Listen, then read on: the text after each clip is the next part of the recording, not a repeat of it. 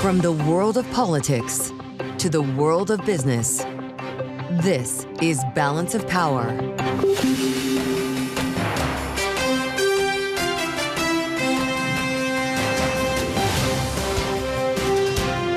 Live from Washington, D.C. Smoot Hawley got nothing on this. Welcome to the fastest show in politics as President Trump's tariff regime sends markets sharply lower. Big losses holding as we come to air here at high noon. And now Canada matching on some autos. We're going to try to make sense of all of this with Bloomberg's Michael McKee and with our signature political panel. Bloomberg Politics contributors Jeanne, Zaino, and Rick Davis with us for the hour. And we're going to speak coming up with a business owner who is directly impacted by the tariffs. We'll introduce you to Bill Butcher, the founder of Port City Brewing in Alexandria, Virginia, right outside of the capital.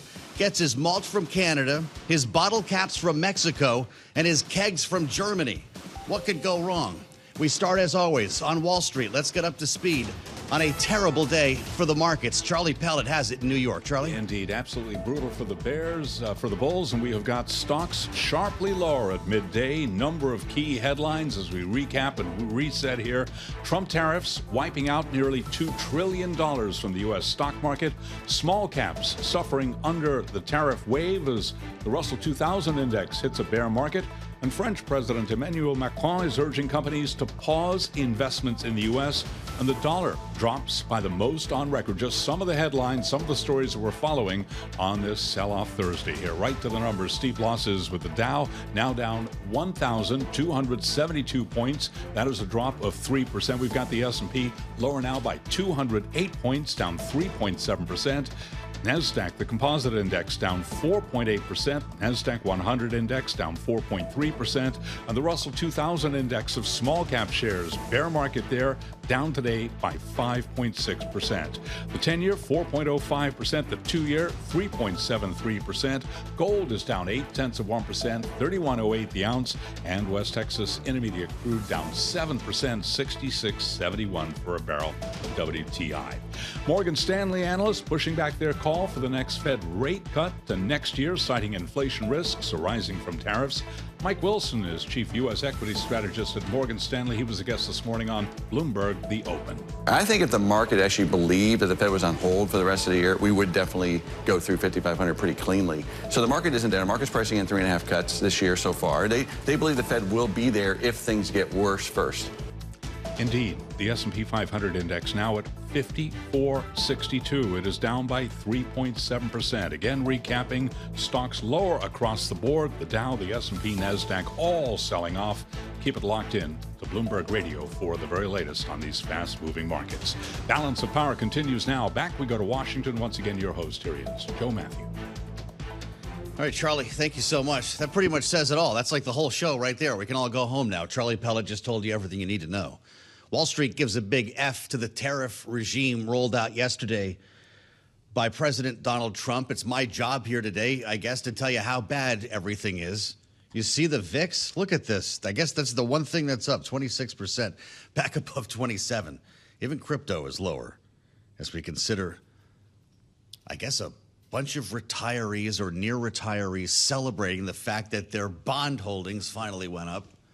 Maybe I could find some silver lining here with Michael McKee, but I kind of doubt it. I don't even have questions for you, Mike. It's great to have you. I mean, you must be the busiest guy in the room today. Bloomberg International Economics and Policy Correspondent, pretty much says it all here. And Michael was with us as soon as we heard from the president last evening on our extended Balance of Power and joins us now from New York. Michael, I want to bring you back in time to what we heard in the Rose Garden yesterday. Listen. This is Liberation Day. I will sign a historic executive order instituting reciprocal tariffs. China, 67%. We're going to be charging a discounted reciprocal tariff of 34%. European Union, they're very tough. We're going to charge them 20%. Taiwan, we're going to charge them 32%. Japan, we're charging them 24%. We will impose a 25% tariff on all foreign-made automobiles. We will establish a minimum baseline tariff of 10%. Promises made, promises kept. Whoever made that gets a gold star. James, can I get like a big board? I feel like I need a big board like that I can kind of hug onto it and read on the air. If you're with us on YouTube, they're surely going to start Saturday Night Live with the cold open. Trump holding the board, right? All the things that have been superimposed on that board on social media can keep you busy for a long time. But if you're the White House, this was a raving success. They put up a really slick produced video on the website. Guys in hard hats, motorcycle jackets, union members, hugging, laughing, clapping in the Rose Garden as the president finally got to Liberation Day. Michael McKee does this for a living and actually understands the global economic order. Michael, I'm not sure where to start other than this reaction on Wall Street. You know, it's been said the bond market is the best economist. Is that the case today? Well, they're certainly reflecting the views of people on Wall Street and the idea that we probably are headed for recession if these tariffs stay on. But I'll give you a great starting point, Joe. What we're worried about here is prices going up because the president's put on a big tax on imports. All of the Nespresso coffee pods we buy are made in Switzerland, which now has a 32% tax on it. And yesterday on Amazon, a pack of 50 Starbucks Nespresso pods was $17. Today they're $28. So this is going to happen over and over again. Is that amazing, though, how quickly this is happening? Aren't there some supplies left over? Or if you're trying to keep your margins intact, you just hike prices now? Well, I'm sure that it will happen to varying effects at varying times. In a e-commerce world, you can adjust prices immediately. So a lot of products, we might see that happen. Things at the grocery store take a little bit longer, but anything we get like fruits and vegetables, the timing for the president is pretty good because we're going to be switching over to U.S.-made stuff, but we get so much from South America and from Mexico that those could go up in prices fairly quickly.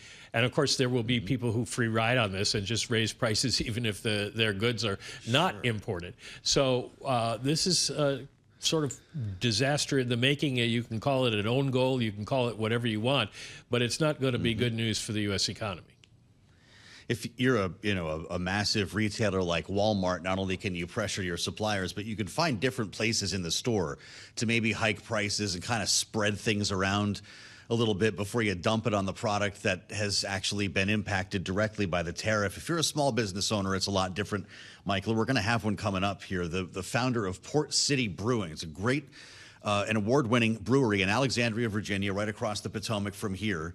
And he's having trouble getting bottles. The kegs are coming from Germany. The malt is coming from Canada.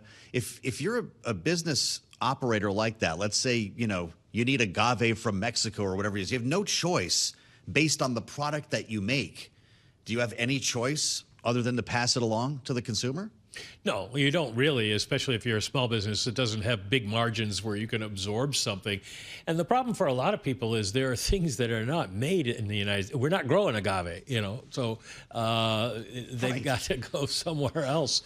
And a lot of the malt comes from overseas, from Belgium. So there's a real problem for many businesses here. They're going to just have to pass these prices along and hope Americans accept them. And we saw with the post-COVID period that people didn't accept them, but they had to pay them. And we may be in that situation again, which will create a lot of unhappiness. It'll be interesting or scary to see whether people blame companies or whether the blame is focused on the White House. Mark Carney, of course, the Canadian Prime Minister, spoke a short time ago. We actually got some news putting a 25% retaliatory tariff on U.S.-made vehicles in response to what happened yesterday. We heard from the Prime Minister. Here's what he said. Three different sets of U.S. tariffs remain in place and will continue to pose significant threats to Canadian workers and Canadian businesses. And while they have been imposed under different premises, some things are consistent. They are all unjustified, unwarranted, and in our judgment, misguided. Michael, I know that you're not just an economist or an economic expert. You're also very sensitive to the political side of this story. You understand politics in Washington. When you hear a remark like that, this is The prime minister, by the way, who was told by Doug Ford, as he explained to us on Balance of Power last evening, he asked the prime minister not to respond. The train's left the station here politically. What happened in the last 24 hours to our standing in the world? Well, our standing in the world plunged. It was already bad given the run-up to this and the way the world's been reacting to everything that the president has done, particularly on the defense side. But now it just cripples us with an awful lot of people. And part of that is also the uncertainty, because we don't know what Mr. Trump wants out of this. Is it that he wants to bring factories home, in which case you need to leave these tariffs on forever because otherwise companies are just going to wait it out? Or is it a subject to negotiation situation where countries can do what Mr. Ford suggested and not retaliate and try to negotiate something down and get the tariffs lifted? It's really hard to know what's going on here. In terms of Canada, there are a couple other things that the president is talking about tariffing that would have a big impact. One is pharmaceuticals, and the other is lumber. Lumber, of course, a long-running dispute with the United States. But Bloomberg wrote a story the other day that was kind of fascinating. There is an ingredient that goes into toilet paper that comes from Canadian softwood, and something like 35% of all the toilet paper in the United States is made from this stuff. Man. And if it goes up in price, you're going to be paying a lot more for toilet paper, or you're going to have shortages. And that'll get people's attention. Yeah, get ready for the sandpaper, ladies and gentlemen. Boy, what's the Fed doing right now, Mike McKee, in our last minute? Do they have the spreadsheets all over the floor and the green visors out, or are they drinking at Bobby Van's? Well, I assume they have the spreadsheets and green visors, although Bobby Van's might be more fun. That's pretty much what's going on all over on Wall Street. All of the economists and analysts are trying to analyze what it means for the economies and the companies they follow. The Fed is doing the same to try to trace through what the impacts will be, not just the first impacts, not just you go to the store and pay more for toilet paper, but how does that affect other products and other purchases you might make down the road. The feeling is, according to JP Morgan Chase, that people's disposable income is going to go negative in the next quarter, and people are going to just pull back on spending, and the Fed will have to decide, is inflation a bigger danger or growth a bigger danger? One of the most important voices you'll hear today on Bloomberg. Michael McKee, great to have you back, sir. Bloomberg International economics and policy correspondent with some real context, some real perspective on what the heck is happening here and how little we still know about what happens next, how long these tariffs stay in place, and what deals might emerge. Bill Butcher, we talked about him, on the way in from Alexandria, Virginia, next, right here on Bloomberg. Not great news on our markets today following what we heard from President Trump last evening. We knew it was going to be bad. If you were with us in the extended edition of Balance of Power last evening, the futures fell out of bed. Even worse, since actual trading has begun today as the world wakes up to this new reality. And we're glad you're with us today on Bloomberg Radio, 99.1 in Washington, D.C., on the satellite radio channel 121, and on YouTube, where you can find us right now. Search Bloomberg Business News Live. You should get up on YouTube for this next conversation, because I think it's an important one. You don't have to look that far. The fact of the matter is, outside of Washington, D.C., or that far, even here in the federal city, to find the immediate impact of the president's actions yesterday. You get in the car, drive about 9 miles down the river from D.C., where some guys like me live, in Alexandria, Virginia. There's a company that is the longest operating brewery in the Metro D.C. area, award-winning. They got Small Brewery of the Year in 2015, the Port City Brewing Company. The reason why this stuff is so good is because of the sourcing that is involved in crafting this craft beer. I want you to think about this now with all the tariffs that we've talked about.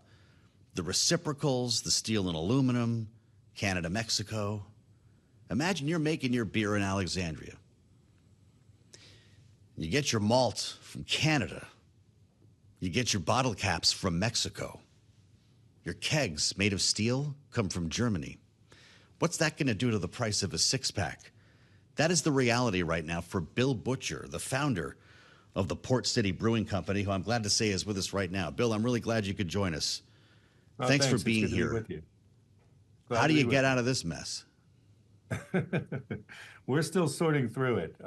It's hard to say. The malt comes from Canada, as you said. The bottle caps are from Mexico. It looks like there's a carve out in these tariffs for the USMCA, which should provide some relief, but there's still questions. We get our cans from Ball, so they're manufactured in the U.S. However, we don't know the source of the aluminum. The aluminum could be coming from Canada, it could be coming from wherever. So we haven't heard anything from our can supplier on how this is going to affect our prices, but I feel that it is going to affect our prices and not in a good way. Well, and make it even more complicated, I understand that you're having trouble finding bottles now because the big guys, the big brewers are sucking up all the glass because they don't want to have to use more expensive aluminum for cans. What do you do with that? Exactly. We thought we were somewhat shielded from the aluminum tariffs because most of our packaged beer, 70% of our packaged beer goes into bottles. So we thought we'd be okay on that front. However, about 3 weeks ago, I was informed by our bottle supplier that they would not be able to supply us with bottles beyond March 31st. So we've been in a frantic search for a new bottle supplier. And so we haven't sorted that out yet. We have 2 shipments on the road that we had already ordered before we got cut off. So we've got a little bit of wiggle room there, but we need to figure out something pretty quickly. Boy, that's for sure. How long have you been in business in Alexandria? We opened 14 years ago in 2011. And, we've never seen anything like this. And I was talking to our bottle supplier a couple of weeks ago, and he was explaining to me that he doesn't have an answer for us. He's been in the business for 35 years, and he said he's never seen anything like this either. So here's the problem, as I'm assuming for you. The reason why your beer works is because of all of the elements that I've already described. I'm guessing you cannot just simply replace that malt, for instance, that is critical to the taste and body of your beer. What do you do with that?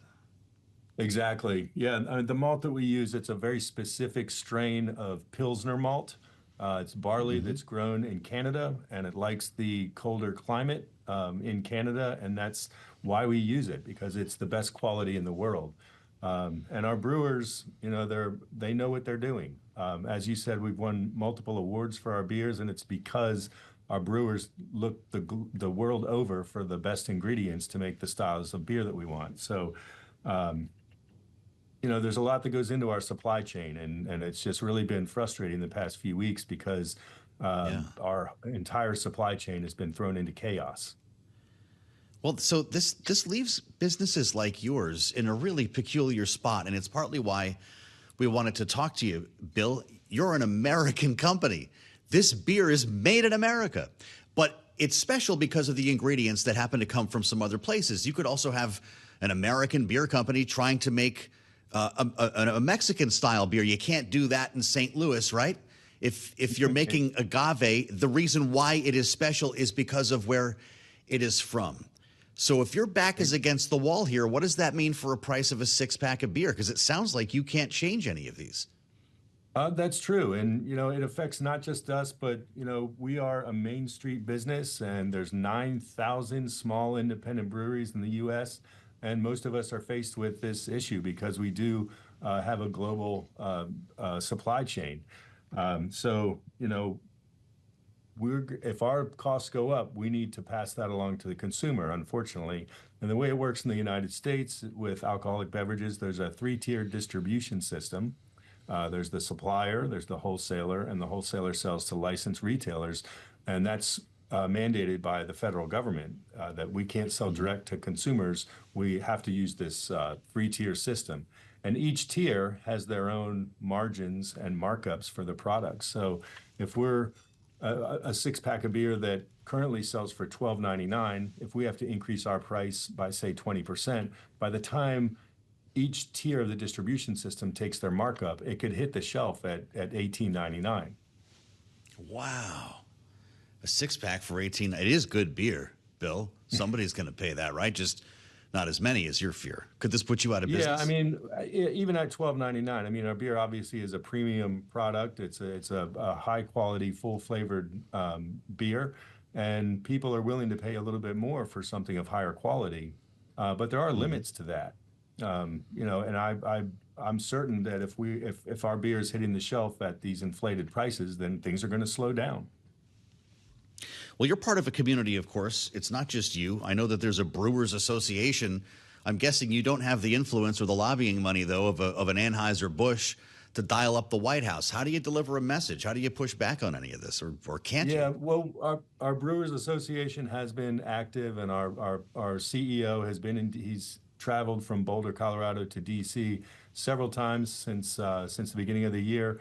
And so we are trying to get our message out. You're right. We don't have the millions that the big brewers have. But, we are a Main Street business, and we are involved with our elected representatives. And I've reached out to our senators, our U.S. senators, as well as our Congress representatives to let them know what our concerns are and let them know that there's real danger here that for the negative effects that are going to occur with our business.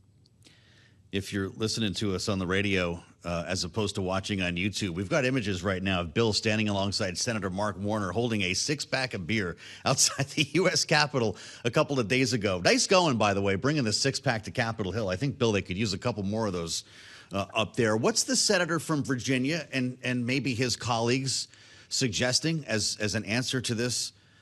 As your representative in Virginia, can lawmakers do anything?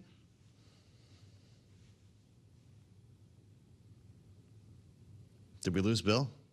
Bill's frozen. The beer froze. Let's see if we can thaw him out. Yeah, we'll see if we can thaw him out and continue this conversation because he's an interesting guy. If you're with us on 99.1, by the way, if you're listening on the radio in Washington, D.C., Bill's only about 9 miles outside of the Capitol in Alexandria. And he's got a really interesting story to tell. Think of how many businesses there are like this, small businesses who are being impacted by these global changes. And they have very little recourse to deal with them other than, as we just heard from Bill, potentially raising prices. He's back with us now. Bill, did Mark Warner or any of the senators you spoke with promise help? They're doing what they can. And, they've been very responsive. And, unfortunately, they're both in the minority, and they have limited options of what they can do. But they did get a bill passed in the Senate that will act to take away the president's emergency power that allows him to put these tariffs into place. The issue now is that it goes to the House, and it's unlikely that it will pass the House. And even if it does, then it would go to the president's desk, and it's unlikely that he would sign it. Maybe you can cater an event at the White House and get some beers out there, like the next big tented state dinner on the lawn. Bill, what's next for you? You just keep making beer until you're forced to raise prices, or have you made a decision on that? It's the hard questions that freeze them up. Tell Bill I'm coming to visit him. Bill Butcher, I want to meet you in person. This is a great story, and it's a really interesting local business here in our great little city of Alexandria. Pay a visit sometime. It sounds like business owners could use you. I'm Joe Mathieu in Washington. It's great to have you with us here on the Thursday. Can you believe it is only Thursday edition of Balance of Power? We call it Little Friday around here to feel a bit better about things. And I'm glad to say that our signature panel is back together today. Everyone's had a minute to sleep on this, and not just that, a chance to look at the market reaction. Right now, the S&P 500 is still down over 3.5%, more than 200 points, and the NASDAQ is down almost 5% still at this lunch hour. 833-point loss. It was down over 1,000 points when I got to work, so hey, we're off the lows. The Dow is losing 1,200 points. The VIX up 25% to just shy of 27. We'll keep tabs on all this for you and get analysis from our panel as we better understand the impacts of these tariffs and question exactly what will come next. Are these, in fact, the negotiating tools we heard about, or the revenue raisers that will stay in place for a long time? Either way, we've got some turbulence, and we'll have much more ahead on Bloomberg. And I'm glad you're with us the day after Liberation Day. What is this, D+1? As we come to you live from the nation's capital, we get retaliation from Canada, imposing a 25% retaliatory tariff on U.S.-made vehicles that do not comply with the USMCA. And I don't know how many that is. This just emerged, or have, by the way, non-Canadian content, they say. But of course, so many of these were exempted because of our relationship or existing trade agreement, the USMCA, with both Canada and Mexico. There are other things, though. Hefty U.S. levies, as I read on the terminal, remain on products that do not comply with the U.S.-Mexico-Canada agreement, as well as steel and aluminum products. And of course, you've got the remaining threat that the president has not made good on, at least yet: pharmaceuticals, semiconductors, copper, lumber. We talked to Doug Ford about that last night. Brendan in the control room was kind to print out the big board that Donald Trump had last evening in the Rose Garden, and I'm looking at this thing here. There's a lot on it. We had to really zoom in on these last evening. I don't see Canada on here. The whole reason why, you can zoom in on YouTube if you want right now, is that, well, that was put on hold because of our separate trade negotiations and agreements with our neighbors to the north and south. And what happened today, the 25%, that's exactly what Scott Bessent said you should not do. The Treasury Secretary spoke on our extended edition of Balance of Power right after the president outlined the tariff regime. Here's what he said. Advise none of the countries to panic. I wouldn't try to retaliate, because as long as you don't retaliate, this is the high end of the number. And I think the market could have certainty that this is the number barring retaliation. So we've got a ceiling, and then we can see if there's a different floor. The mindset might be to let things settle for a while, so we'll see where it goes from here. Don't panic. As we assemble our signature panel, Rick Davis and Jeanne Zaino are here by the grace of God. Our signature panel, Bloomberg Politics contributors. Jeanne is our Democratic analyst and senior democracy fellow at the Center for the Study of the Presidency and Congress. Rick is partner at Stone Court Capital.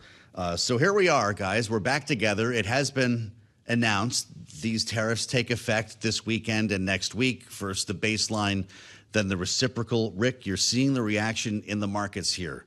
Did the White House just make a horrible mistake?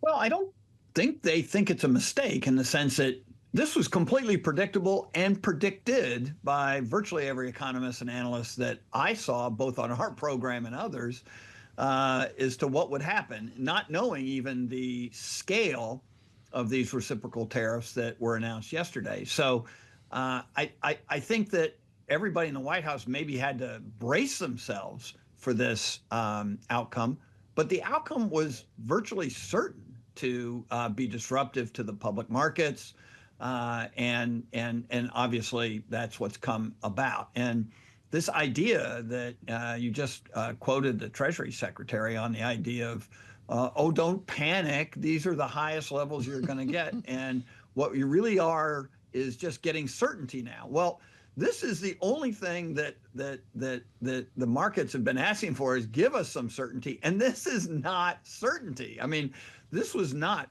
presaged by the White House. The idea that they sort of just sprung these levels on and included, as you say, so much of the rest of the world, but not, people who are already currently in trade negotiations. I think Mexico's in the same category as Canada on that. And did not include any kind of increased trade tariffs on sort of those who have sanctions, Russia, North Korea, China, Iran. It's anything but certainty. And so this idea that don't panic, everyone is panicking. The White House has made us do that. Are you panicked, Jeanne? I like your chart, Joe. Brendan did that. It's very nice. It's pretty nice. It's very nice. A big, beautiful chart, Joe Mathieu. Of course, thank you. That's what I got. Very bigly. When we look down at the numbers, of course, we see the fallacy of what is on that chart. And that has been, took people only a few minutes after the president held it up yesterday to talk about that. But just to talk about what you were just asking, Rick, I am a little bit panicked, but this is an enormous, enormous mistake on the part of the White House. And, to hear Howard Lutnick come out just a few minutes ago and say, nothing to see here, don't panic, relax. Well, when you are putting tariffs on 10% on tiny islands that contain, as far as anybody knows, penguins and seals, and you're telling us, trust the president. He knows what he's doing. It is not engendering a good deal of trust in any of us. And so, yes, panicking slightly, Joe Mathieu, and hoping there is a way to walk this back. But he is so committed to it, I am not sure there is. So you're worried about the penguins, Jeanne. And the seals, you might have Don't leave the seals out. Where are they going to shop, Rick? Did you see these wide-ranging tariffs hit the barren Heard and McDonald Islands in the sub-Antarctic Indian Ocean? Turns out these are territories of Australia. They're covered in glaciers and have populations of 0 people. Tells you what about the process that went into this? Yeah, I mean, the idea that we had to be surprised with the probably biggest economic decision made by the United States in 100 years. Why would we want to be surprised by that, right? Why wouldn't we have been brought along?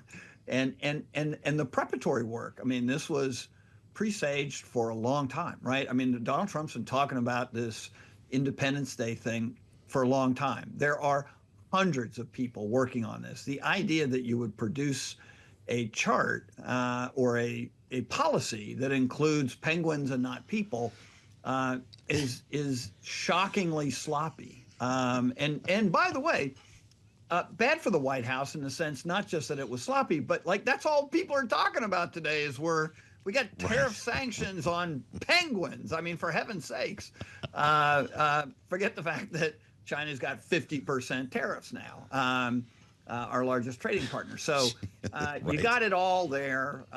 But again, I mean, I know I've been a bit of a, nagging drumbeat on this, but there are competency issues showing up every day around this administration. They have to get their act together. They can't keep slipping up. We can't have a story a day about mistakes that were made and taking all the attention off of what these policies are, because we should really be focused on those policies and the impact on American taxpayers. I know Rick Davis knows a little bit about Alexandria, Virginia. Jeanne, you might have heard our conversation with the founder of Port City Brewing Company, who's sitting there with his award-winning beer that requires malt from Canada, bottle caps from Mexico, kegs made of steel from Germany, and I could keep going here. He can't get his hands on glass because everyone's buying that. They don't want to make aluminum cans because of those tariffs. If companies like this, and God forbid, I love meeting Bill Butcher, and I hope that he finds a way to get through this. But if small companies like this start to go out of business, what does that happen? What does that do to the politics around this program and around this White House? Well, they're absolutely devastating. And, I have been talking to a lot of young people, and like most of us, even the older folks among us, we have never lived through something like this, where a president stood up in the Rose Garden and decided to upend 100 years of trade policy in one fell swoop, and then had his folks go out and say, oh, don't try to retaliate against us, which of course, as you just announced, is happening. And so these young people, like many of us, are nervously waiting to see what happens. But the example you just gave of that business from Alexandria, it is restaurants, it is grocery stores, it is everything, technology.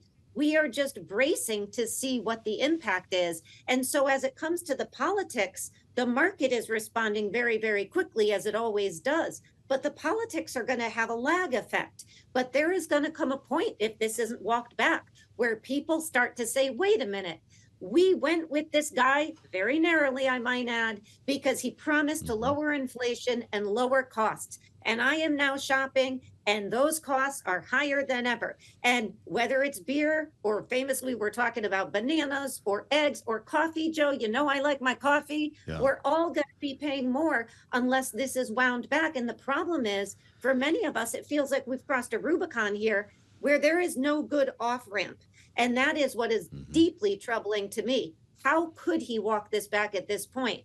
It's hard to see. 4 hours ago on Truth Social, Rick, Donald J. Trump, caps lock. The operation is over, exclamation point. The patient lived and is healing.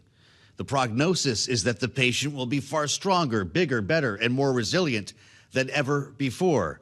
Make America great again. I picture the bionic man coming up off the table, but how much time, how much space will Donald Trump get from the electorate to prove that that's true?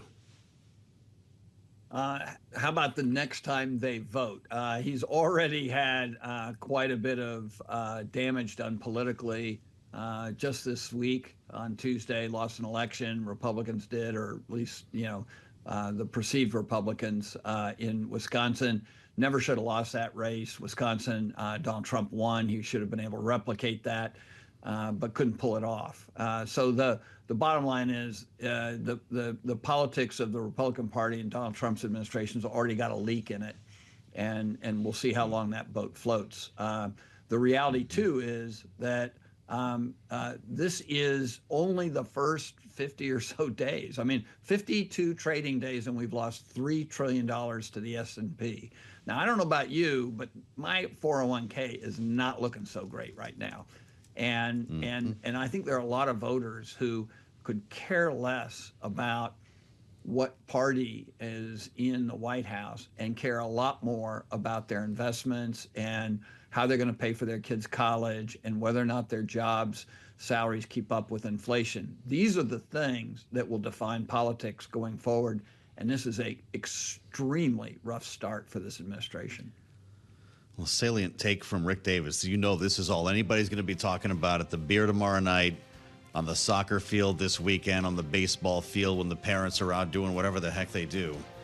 This is the conversation until further notice. And by the way, further notice may not be long, as negotiations could be had immediately with all the countries we're talking about. This is a story that's going to keep changing, and we'll be covering it for you right here, of course, every day at Bloomberg. Hour 2 of Balance of Power is on the way with our signature panel. In the meantime, subscribe to the Balance of Power podcast on Apple, Spotify, wherever you get your podcasts. Important this day after to subscribe, and you can listen anytime at Bloomberg.com.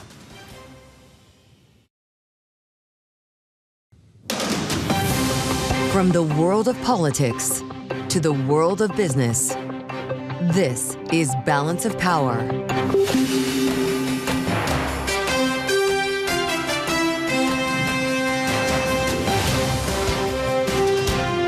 Live from Washington, D.C.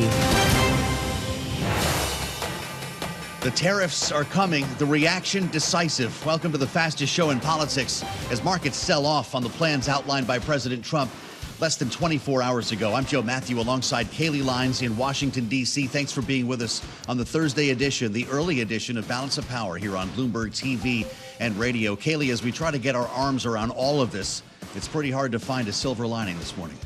Yeah, I guess unless you were invested in the bond market, because that is the one place everyone is seeking safe haven amid the massive sell-off that is happening as a result of these tariffs. Clearly, while the market had priced in a lot in terms of anticipating protectionist policies on the part of President Trump, this does seem to be a bit farther than they were expecting him to go. And you are seeing individual companies facing the ramifications of that. Just take a look at Apple and Nike today, down 8.5%, nearly 12% respectively. But the administration standing by these policies. Once again, they see short-term pain, sure, but long-term they expect to gain. Pretty hard to tell how long that's going to be. Now, of course, we should remind everyone the tariffs haven't even taken effect yet. That'll be this weekend and next week on the 9th, kind of a 1-2 punch. There is an opportunity for some negotiations here. Scott Bessent saying earlier that we are starting at the top. He joined us right after the president's announcement on our extended edition last evening. This is the high point. We pull back from here, telling our trading partners not to panic, but some clearly are. And also asking them not to retaliate, but we're already seeing some activity and at least the ideas around retaliation. The Canadian Prime Minister, Mark Carney, putting into place basically what the U.S. has done when it comes to autos. Any autos not from Canada will face a 25% tariff unless they are USMCA compliant. You also have in the European Union, the French President, Emmanuel Macron, suggesting that the EU respond potentially harshly with anti-coercion measures that should be included. So we're still very much wait and see. This story is far from over. That's for sure. Also waiting to hear what we get from China. The markets, however, are not waiting to find out. No, they certainly are not. And Charlie Pellet has been tracking those for us. Charlie, obviously off the lows, but it's still pretty ugly out there. Indeed. Steep losses for the Dow, the S&P, NASDAQ. You summed it up perfectly. Trump tariffs wiping out nearly $2 trillion from the U.S. stock market. But an interesting headline moments ago on the Bloomberg Professional Service, retail traders buying into the tariff route, snapping up tech favorites. Still, steep losses across the board. Some other key headlines you need to know at this hour. Economists are slashing their U.S. growth forecasts, also boosting their inflation outlook on tariffs, and car makers idling plants, rethinking prices as Trump tariffs hit. S&P right now down 212 points. That is a drop of 3.7%. We've got the Dow right now down by 1,265 points, a decline of 3%, and NASDAQ is down 851 points for the NASDAQ Composite Index, down 4.8%. The Russell 2000 Index of small cap shares down 5.6%. The 10-year at 4.04%, with the 2-year 3.73%. Gold down almost $30 the ounce now, $31.05. We've got spot gold down by 1%. West Texas Intermediate crude down 7%. $66.70 for a barrel of WTI.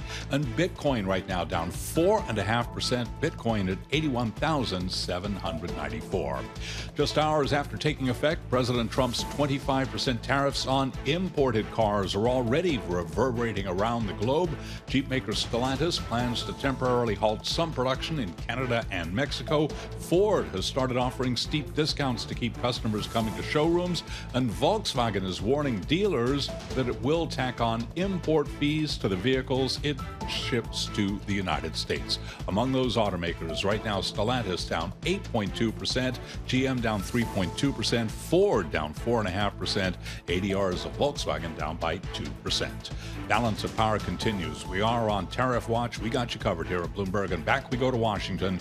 Once again, your hosts, Joe Mathieu and Kailey Leinz.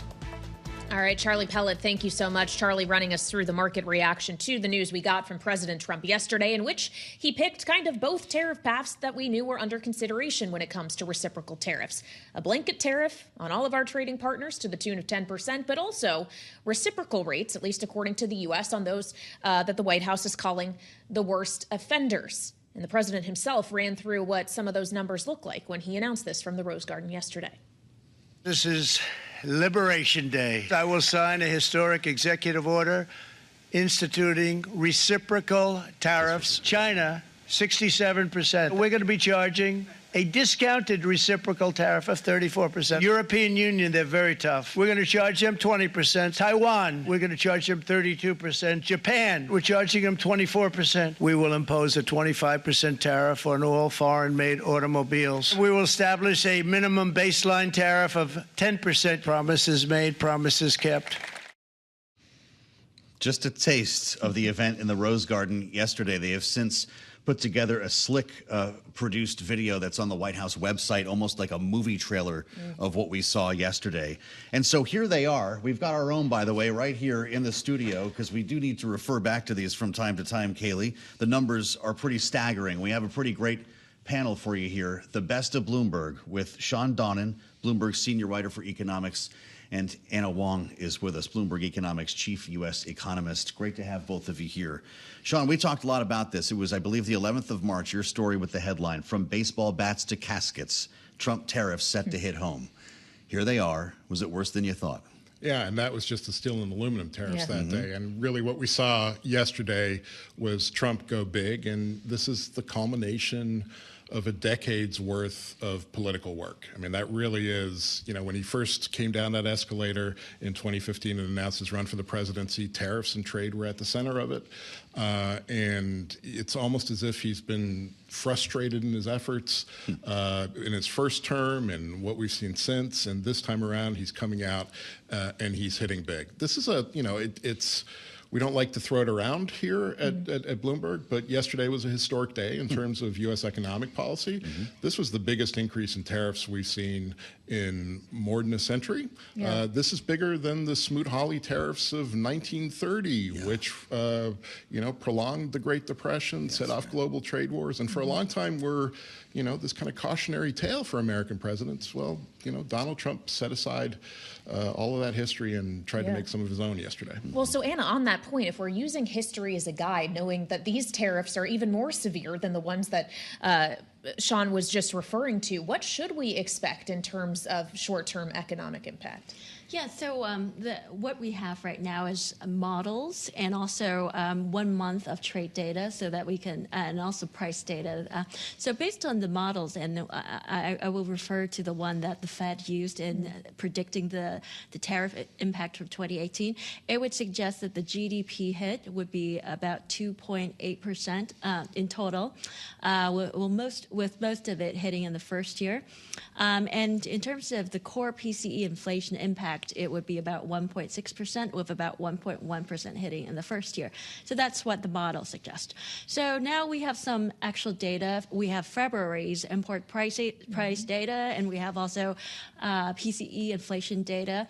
Looking at the imports price data, I would say that it shows that so far the tariffs on China, we saw 10% increase in tariffs on China in February.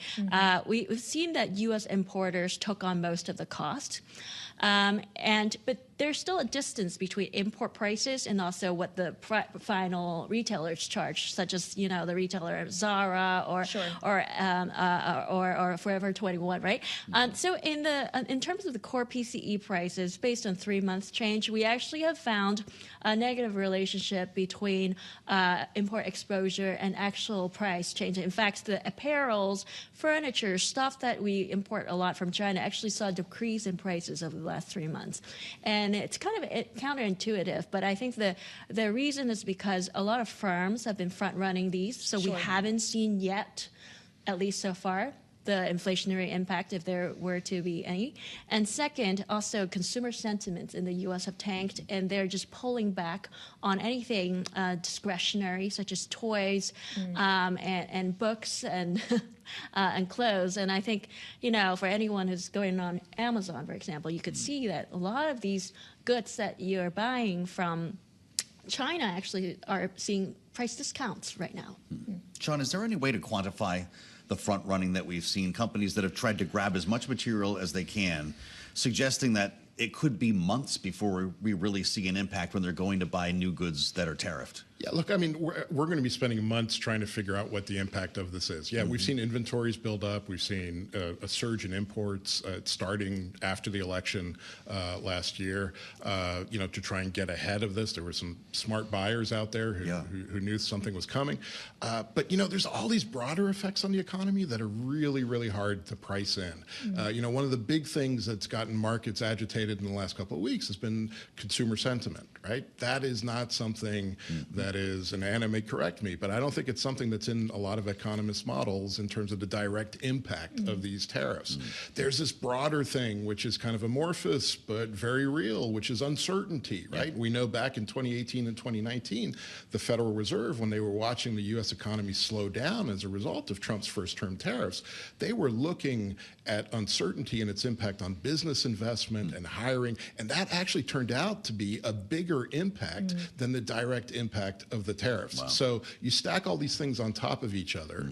A lot of people in the markets and in business were hoping that yesterday was going to be the end of a period of uncertainty. We're extending that uncertainty. We're probably deepening that uncertainty in a pretty severe way. So in that uncertain environment, and with payrolls data in hand that we'll get tomorrow, Chairman Powell is going to have to speak to the financial markets in less than 24 hours from now. How do you expect him to approach this, knowing he has very much said the Fed is waiting and seeing, we're not going to be too reactive, we can't predict for sure what the policies will look like? Now that we have a sense, how does he respond? So I think Chairman Powell is in a pickle because after the FOMC, he presented a very dovish voice, which was in huge contrast to the rest of the FOMC, who are more concerned about the upside risk to inflation. inflation. And since the FOMC, we have seen more of other FOMC policymakers who sounded way more hawkish concerned about these tariffs. So I think Powell may have to do a course correction because since he last spoke, we now have more clarity about what these tariffs may look like, who we are tariffing on, what goods we have tariffed on. He cannot afford to waffle anymore or play the game. He has to get in line with the rest of the FOMC makers. So I think he may be surprisingly hawkish tomorrow. All right, Powell's in a pickle, says Anna Wong, chief U.S. economist at Bloomberg Economics, joined by Shawn, Donnan, who, of course, helps lead our economics coverage, Bloomberg senior writer for economics. Thank you both so much for joining us. We want to add the voice now of someone else who, of course, pays close attention to these issues, the former ranking member of the Senate Banking Committee, former Republican senator from the state of Pennsylvania, Pat Toomey, is here with us on Bloomberg TV and radio. Welcome back to Balance of Power, Senator. It's always good to have you. If we could just be completely candid here, when you saw the figures presented in the Rose Garden yesterday, what was the first thought that went through your head? I thought that he is carrying through on what he has always dreamed of doing. I spent 4 years arguing with President Trump about trade, about deficits, about tariffs during his first term. And it became clear to me that he has some very, very deeply held views. They're completely mistaken in my judgment, but they are very deeply held. And at the heart of it is this notion that if you have a trade deficit with another country, the amount of that deficit is the measure of the amount that they're basically ripping you off. And he uses that terminology. He speaks that way all the time. It, of course, makes no economic sense whatsoever. The trade deficit just means our consumers happen to buy more products from that country than their consumers buy from us. Any number of completely reasonable reasons for that, but none of them are acceptable to Donald Trump. I think that worldview is kind of at the heart of this. I expected there would be some very severe tariffs. I, of course, had no idea exactly what levels would be imposed on which countries. You can see that was a pretty arbitrary and capricious approach. But I'm not really shocked by the magnitude. What does this mean for business in Pennsylvania, Senator? It's good to have you back, by the way. And I realize you could have different answers here. We talked to a local brewer in the Washington, D.C. area who's perplexed. His back is against the wall because most of the materials he's using are suddenly now being tariffed. Or for a steel mill in Pennsylvania might have a different answer. Yeah. So there will be pockets of industries and companies that will benefit from these protective tariffs. They won't have to deal with competition. They can raise their prices. They don't have to innovate as much. Americans may be kind of forced to buy from them. So there will be some that will have that benefit. But by far, the overwhelming majority will be the losers. Just think about the steel and aluminum tariffs that the president imposed in his first term. There's been a lot of research done on the effect of those tariffs. And the conclusion is for every job that was saved in the steel making industry, there were probably 8 to 10 jobs lost among companies that use steel. There's many, many times more industries that use these materials than the primary maker. And that downstream damage is very, very hard. Here's another thing to think about. Something like 40% of American imports are inputs for American manufacturers. So what we're doing with these sweeping across the board tariffs is we are systematically making American manufacturers less competitive because we're raising the prices they have to pay for the components of their products. The rest of the world isn't going through that. And so we will be at a competitive disadvantage. This is going to manifest itself in many ways. It's certainly going to be higher prices for consumers. It is going to be jobs lost. We've already seen announcements today of companies that are laying off workers. That's going to accelerate. And over time, it means a lower standard of living for Americans until finally, better sense takes hold and the process starts to unwind. But that can be a very difficult, and who knows how long that takes. Well, but the White House is arguing, Senator, that this really is just step one of President Trump's economic plan. We still have tax cuts that they'll try to push through by the end of this year that they argue will help liven the economy. Obviously, your former chamber is taking steps to try to advance that legislative path forward in the next 24 hours or so as we expect a vote-a-rama to happen. To what extent will friendlier tax policy be able to offset the negative impacts you were just discussing? Yeah. So look, I think there's three categories in which the administration is likely to pursue, and in fact is pursuing, really good economic policy, curbing federal spending. The federal government spends way too much money, and that would be very good for our economy overall if they're successful in curbing federal spending. Rolling back regulation. There's wildly excessive regulation. The Biden administration was very, very problematic with what it imposed across the economy. That rollback is constructive and it is pro-growth. Energy dominance is really good for the economy. I think it's impossible probably at this point to quantify the relative components. But keep in mind on tax policy, I am 100% in favor of making permanent the 2017 tax reform. That's a very heavy lift. If we can get that done, that just maintains the status quo. That's just an extension of current policy. So there's not like a big surge to growth that comes from continuing current policy, right? What you do is you avoid a very damaging tax increase. But I really think that these tariffs are going to do a lot of damage. I know you're watching these markets, Senator. Some things never change. You consider the negative wealth effect that this could have. Yeah. I wonder how worried you are about the potential impact on consumer spending, or if this market keeps dropping, if that's the one thing that can change Donald Trump's course on this. I would hazard a guess that at some point it would, but if we're down 15% on the NASDAQ, and I'm not sure where we are at the moment, it's been pretty volatile, as you know, but 10, 15% declines, I doubt that would change his mind. I think it's going to have to manifest itself in the real economy. I think we're going to have to see the CPI prints that are accelerating. I think we're going to have to see the layoffs and see the factories closing because they're no longer competitive. I think that's going to have to happen before the president decides he's looking for an off-ramp, because he really believes that buying things from other countries is really bad for us, and he wants to curb that.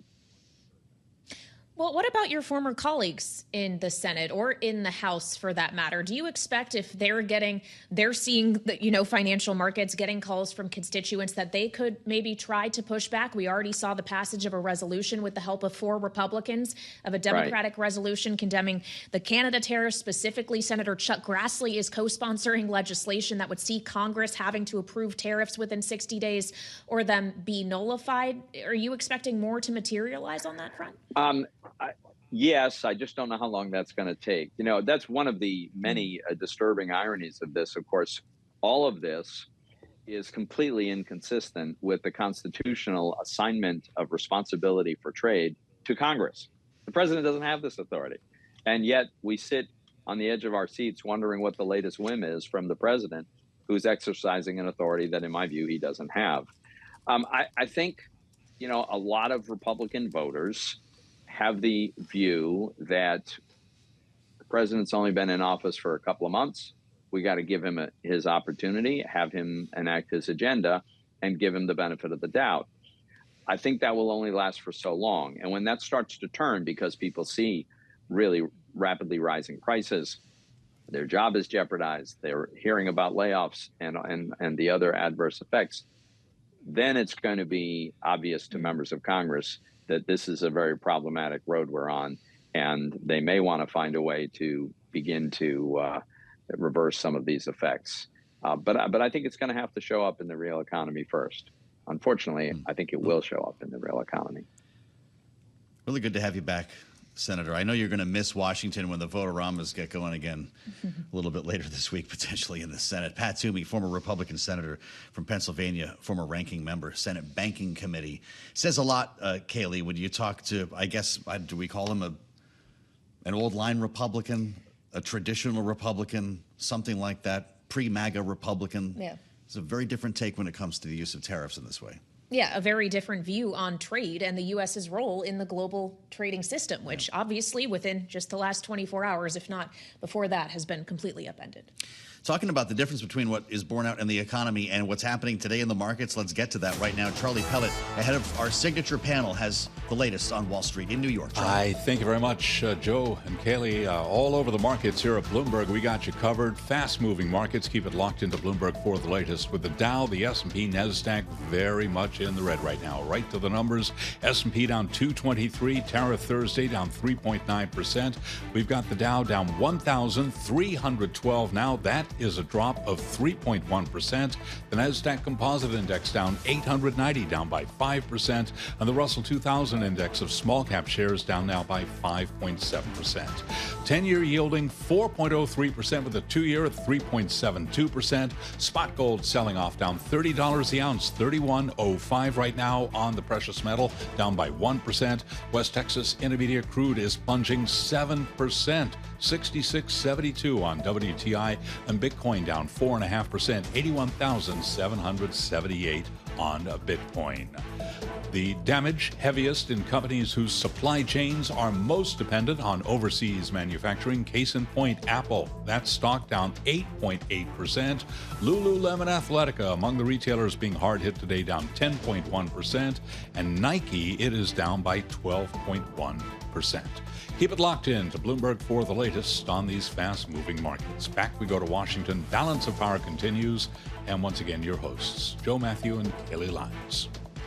All right, Charlie Pellet, thank you so much. Markets are indeed fast moving, but we want to spend a little bit more time analyzing what is happening today, as this is a pretty brutal sell-off, and a lot of specific companies are getting hit exceptionally hard. We turn to Emily Graffeo, Bloomberg cross-asset reporter, who is also joining us from New York. Emily, obviously, there are some pretty big numbers that we are looking at today. Just help us put these moves into context, and what does this show us about whether or not things had adequately been priced in terms of expectations around the president's protectionist policies? I mean, I think when you look at just how much everything is declining and the total risk off move in the market, even safe havens like the gold and the dollar are selling off. Really, the only place to hide today is U.S. Treasury yields. I think that really shows the extent of just how nervous traders are today. And most of the sources that I've spoken to said that they were caught off guard with just the speed and the magnitude of the tariffs. When you look at individual companies,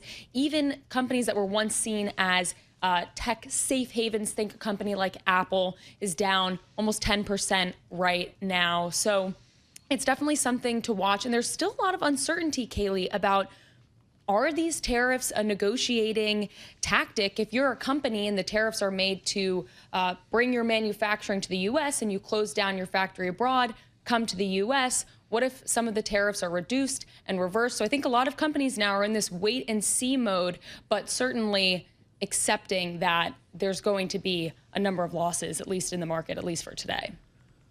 What's the analyst class saying today, Emily? I know you're knee-deep in analyst notes to clients this morning. We're seeing S&P targets cut. We're seeing recession odds rise. Yeah, that's exactly right. Market odds coming down, at least for the projections of the year. I'm seeing notes that have to do with inflation going up, recession odds going up. And then also when you look at how people are now factoring in what the Fed is going to do, there's a question of, will the Fed really come in with more market rate cuts to kind of save the market if there is this inflation burst from tariffs? So when you look at what the market is pricing in, there are a little bit more than 3 cuts priced for 2025, which is a little bit more than what we had seen before the tariff announcements. I guess on that bet that the Fed is going to have to sweep in and save the economy, but it doesn't really seem like there's a consensus that we'll see that, just because the Fed also has to factor in inflation being higher. What a treat to have Emily Graffeo and Charlie Pellet today. You guys must need the 5-hour energy. Thank you so much, Emily. A really busy time for our cross-asset reporter, our entire markets team. As we assemble our political panel, we're glad to have Rick Davis back with us and Jeanne, Zaino, Bloomberg Politics contributors. Rick is our Republican strategist and partner at Stone Court Capital. Jeanne is our Democratic analyst and political science professor at Iona University. Rick, you might have heard Pat Toomey talking a little while ago. You used to work around Pat Toomey in the Senate in your time with Senator John McCain, an old line Republican who doesn't have a lot of love for tariffs. And his point was that a 10% correction in the markets is not going to move Donald Trump. We're going to need to see this borne out in the actual economy. Do you agree? Yeah, look, I think certainly for political purposes, the economy is what's going to impact people's opinions, right? I mean, they're going to give Donald Trump some time. Donald Trump has a lot of sort of tolerance for pain. He's not running again, regardless of some of the news stories this week. And so the political calculus for him is a little bit easier for the rest of the Republican Party, and especially those mainstream Republicans that have, a real focus on the economy. And the reality for them is, higher prices, less growth, those kinds of things that come along with these kinds of big tariff regimes are going to slow the economy to a point where it's going to be hard to go home in 18 months when you're pitching people to vote for your party in the midterms and say that somehow they're supposed to be better off today than they were when Donald Trump took office. Going to be a hard sell.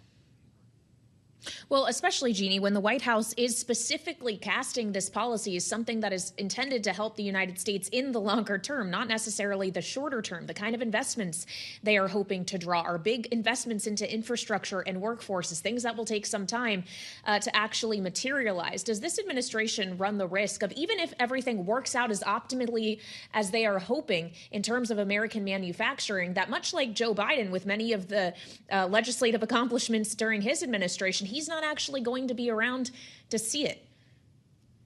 Yeah, and that's absolutely the reality of leadership, right? And so much of what you do at the moment takes time to implement and execute, and you're not there to witness the fruits of all of your labor.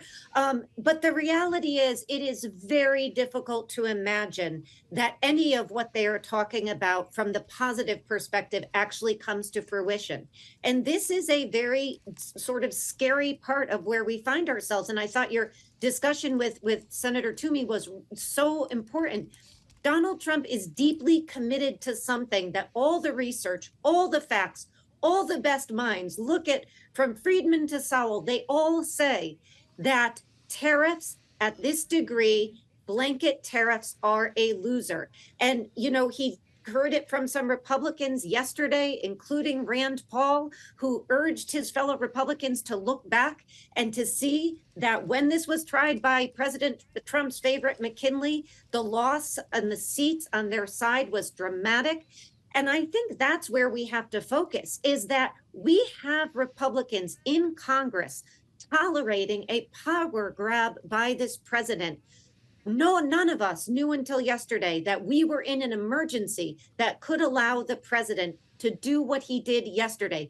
The Constitution says Congress is in control. The president has taken control because they are not doing their jobs. And the question is, when are they going to wake up and say, in a system of separated powers, one man who is devoted to something cannot change 100 years of tax policy and trade policy? That's the real question. The 80% of these GOP folks in the Senate and the House who are tolerating what has happened here. Straightforward question from a terminal user, Rick. Why does no one talk about the tariffs on the U.S. for 50 years and only on the counter tariffs that we just put on them now? Well, I think arguably, certainly recent history indicates that we have prospered on a global basis with them. I don't think it's actually held back the U.S. economy. For whatever reason, the U.S. economy has grown by a significantly larger margin than Europe and China and other countries on a GDP basis per capita.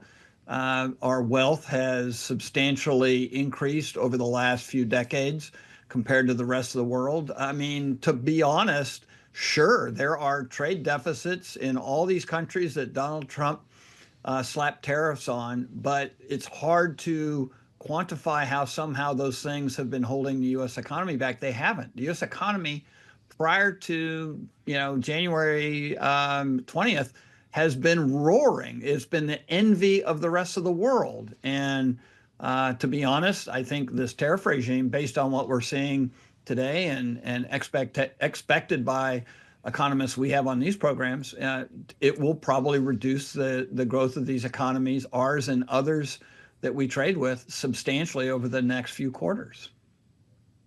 Well, but Rick, to your point on the strength of the economy, isn't one of the reasons that President Trump got elected was because a lot of that base of support came from people who were not necessarily feeling the economy was working for them? Well, yeah. I mean, look, the economy, when we talk about the politics of the economy, it's not an even playing field, right? I mean, the economy has not been great for people who live in rural areas and don't have college educations, and they voted for Donald Trump. And the economy has been great for people who live in cities and suburbs and have college educations, and they all voted for Joe Biden. So the reality is our country is as divided economically as it is politically. And some political observers will tell you that's why it's divided, is because we have a haves and have-nots that's both geographic, educational, and financial. Weigh in on that, Jeanne. Is half the country about to have its day? I'm not so sure. I mean, you look at, the loss of jobs in a state like Michigan. They haven't all gone overseas. Many of them have gone to the south of the United States. They haven't all gone overseas. Many of them have been wiped out by technology. So there are a lot of complicated factors here. And to set up protections, we all want workers to have a vibrant, full, healthy, and robust economic future. But to set up a protectionist mechanism where you protect workers and businesses from competition from overseas has long been understood to hurt both consumers, but also workers and the future of the U.S. economy as well. So, I think we have to be very, very careful about looking at a problem. Donald Trump is right. There is a problem, and people have been in pain, but he was hired or elected to lower prices, lower inflation, and start to ensure that the very strong unemployment numbers that he inherited remain and help people transition to a new economy. He's not doing any of that. He's going back to the Gilded Age as a mercantile and saying, we're going to set up barriers. It didn't work for McKinley. That's why he abandoned it in the late 1800s. And it's not going to work for Donald Trump, unfortunately. Well, so if his solution to the problem is not the right one, Jeanne, and certainly you're seeing Democrats quick to come out and say that, what is the proper solution that Democrats should now be pushing instead? And what's their real power to do so? Yeah, they don't have a lot of power right now. Obviously, they haven't won many elections, but you're also hearing this from Republicans. And I would just point again to the 4 who voted yesterday. And the answer is it's going to be a long-term commitment to both free trade, use of targeted tariffs if we need to, and President Trump did that in his first term. But what you don't do is step up one day and impose huge tariffs on 185 countries around the world, including our closest allies, and expect that is going to be in either our security or our economic benefit long term. So there are solutions out there, but it takes working together and it takes an understanding of the economic system. And that's the concern about many people, is that Donald Trump's view of the world in this regard is not supported by any of the research or evidence.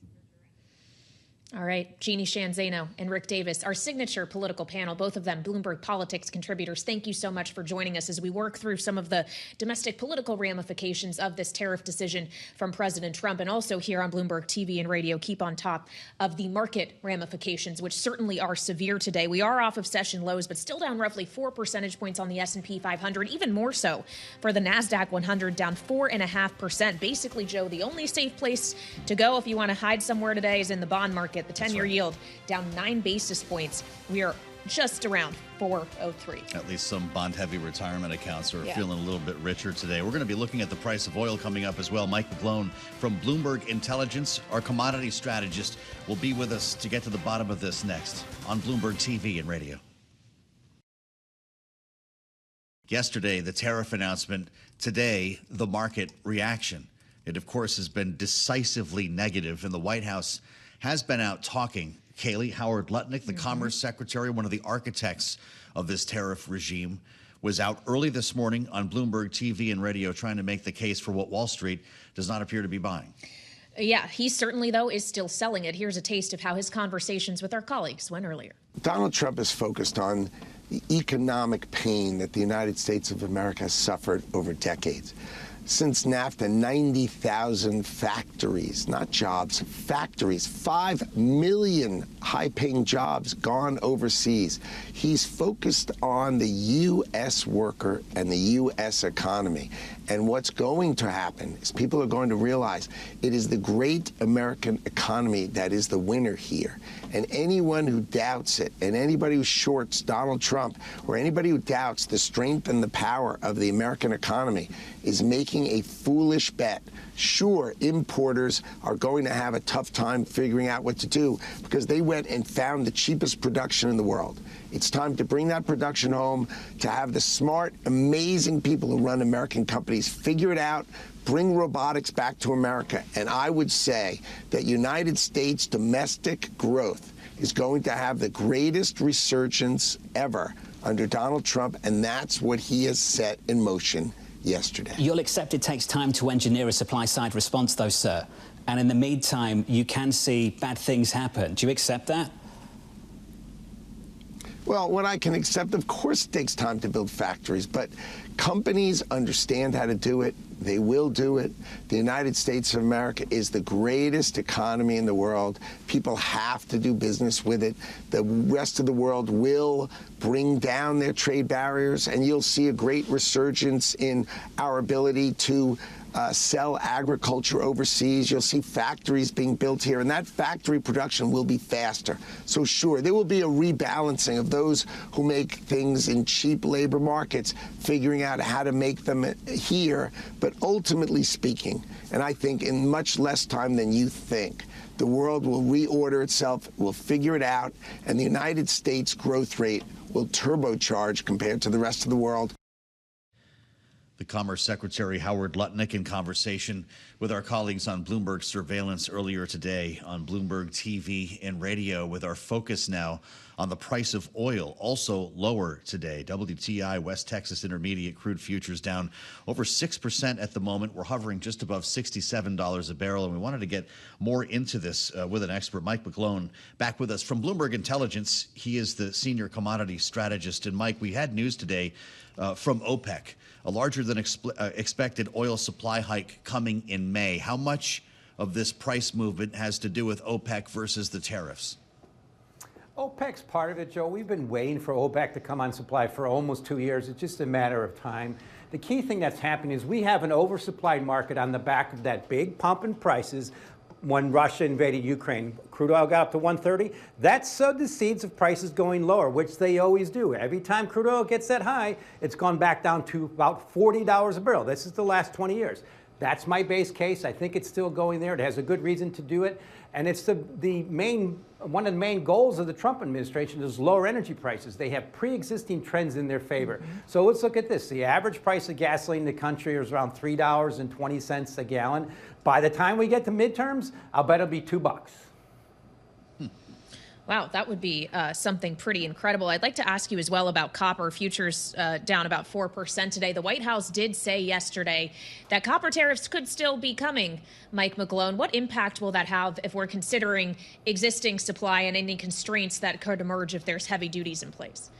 Well, hello, Kailey. We've priced for the extremes. The high for copper this year was $5.37 a pound. Last year's high was around $5.20 a pound. It was resolved down to $4 a pound. I think it's going the same way. Prices of copper in London are closer to $4.20 right now. We're going that way. It's just a question of how long it takes. So the market got way overextended. The futures from the U.S. versus London got the most stretched ever.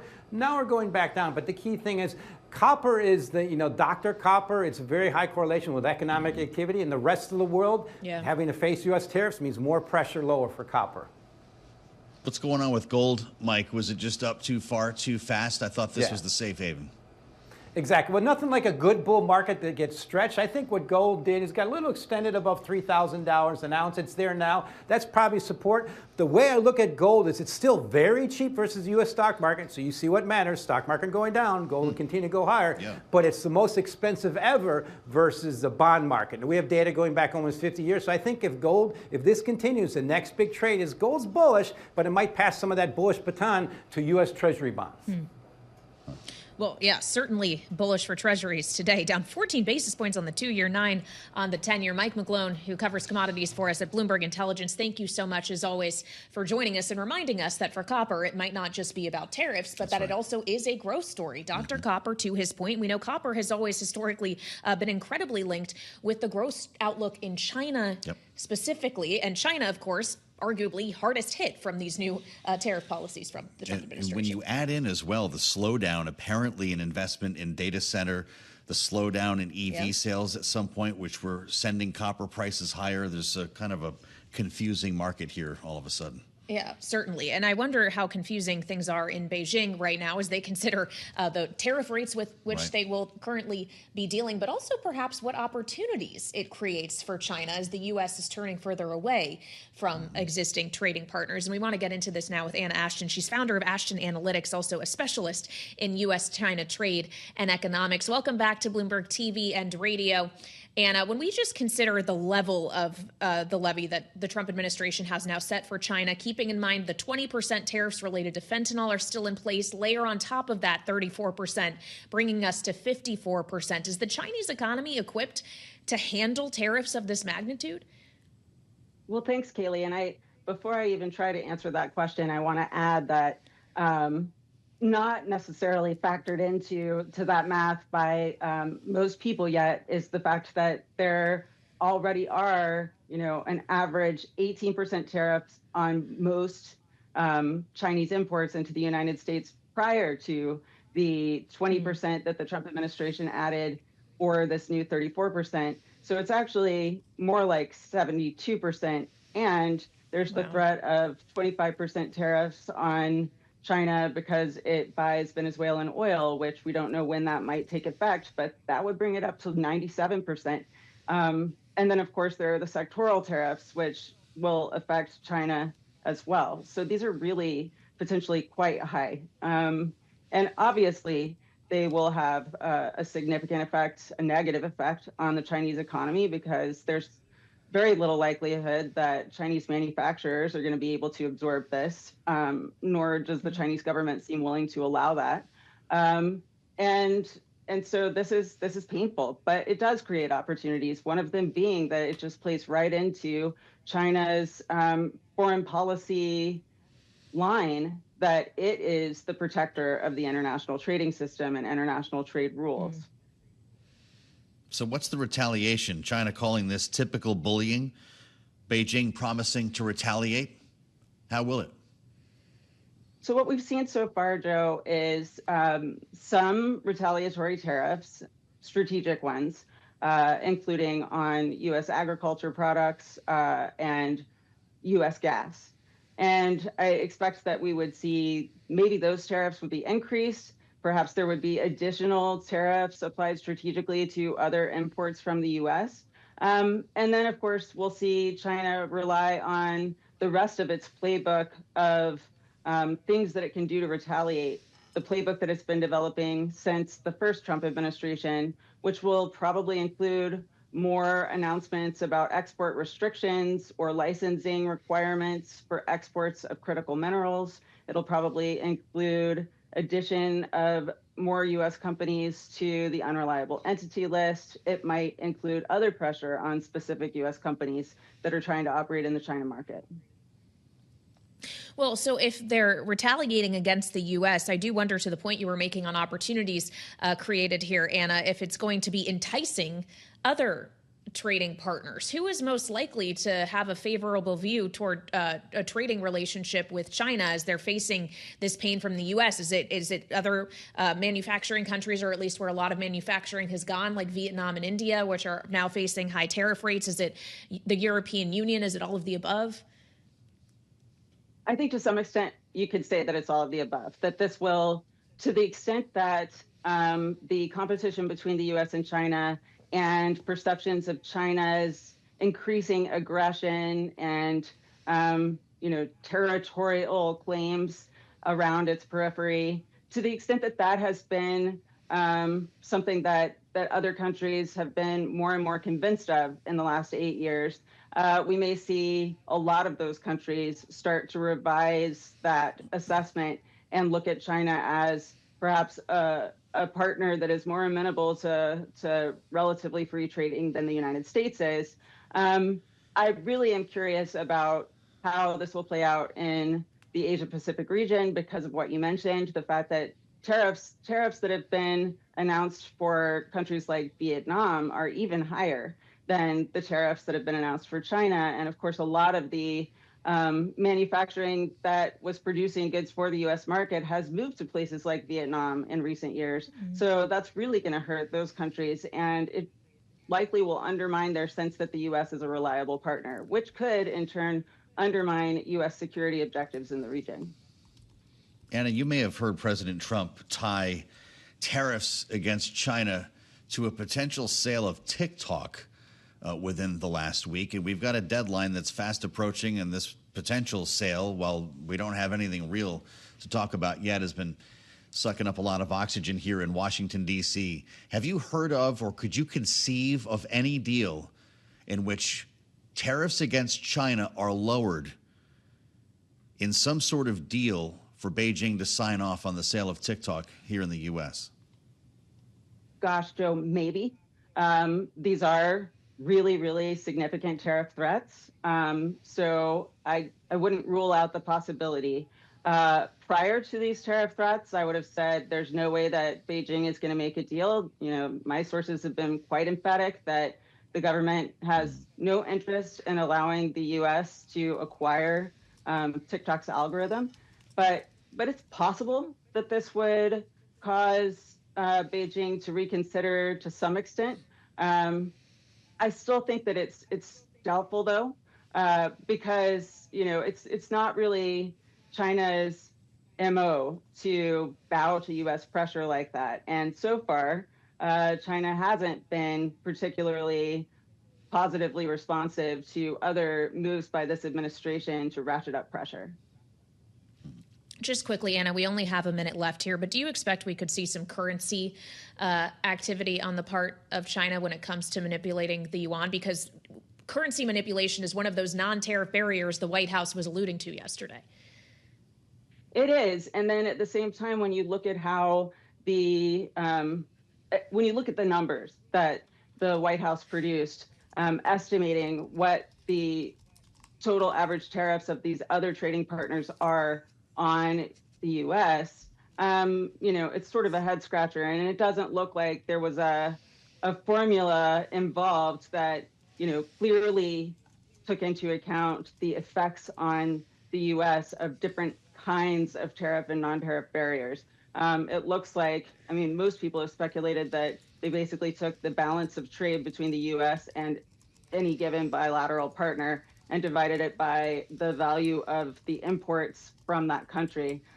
So there are questions about exactly what countries could do in negotiations with the U.S. to make this better. But maybe, devaluing currency is one of them. Anna Ashton, great to have you with us of all days today. Anna, founder of Ashton Analytics, specializing in U.S.-China trade. We'll keep this conversation rolling here on the late edition of Balance of Power. Join us at 5 p.m. Eastern Time on Bloomberg TV and radio.